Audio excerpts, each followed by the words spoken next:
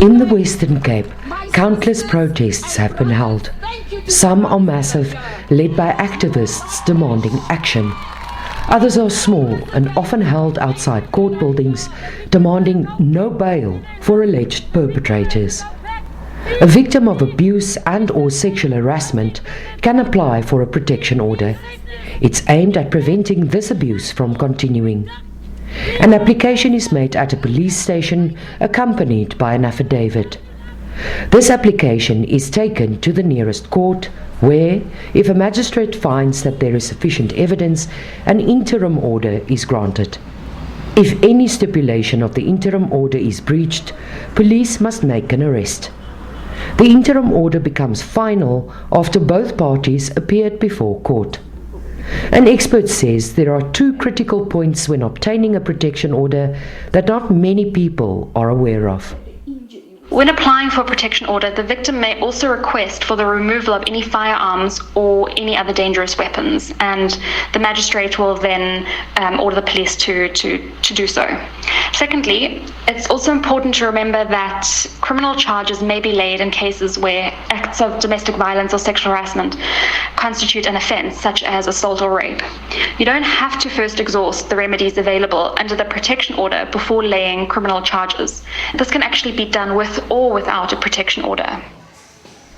Shelters play a critical role in breaking the cycle of violence. Here, victims are not only helped to get back on their feet, but advised on their rights. Protection orders have an important purpose and are effective according to the National Shelter Movement. We can only guide and support in terms of showing them the risks attached to not having an interim protection order.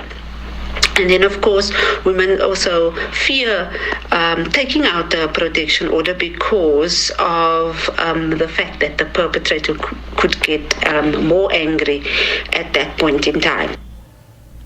But Lang and Keller say there are gaps in the Domestic Violence Act. A protection order has no effect unless the perpetrator has been served with the order. I remember a case a few years ago where a woman had just received a protection order, literally had it in her hand, got into a taxi and was killed by her partner. An additional challenge is that we also have too many cases where SABC is called due to the protection order being violated, but refuse to arrest the perpetrator for this violation, stating that it is a domestic or a family issue that they must sort out internally, and they refuse to get involved. Keller says there are a number of obstacles. One of them is the failure by the SABC on the time taken to serve these orders on culprits or to make arrests. She cites a lack of training on the Domestic Violence Act and personal attitudes and beliefs towards the issue. Lang says around 40% of women within the shelter system opt for protection orders. She agrees that there are failures within the justice system that can undo the power a protection order holds. It is clear that our women are being slaughtered in South Africa, and so we'd like to see a rapid response to that.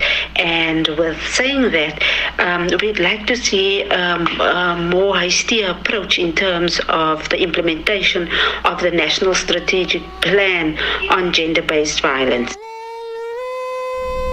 Both women encourage the government and justice system to come to the party and do better at protecting the most vulnerable in society.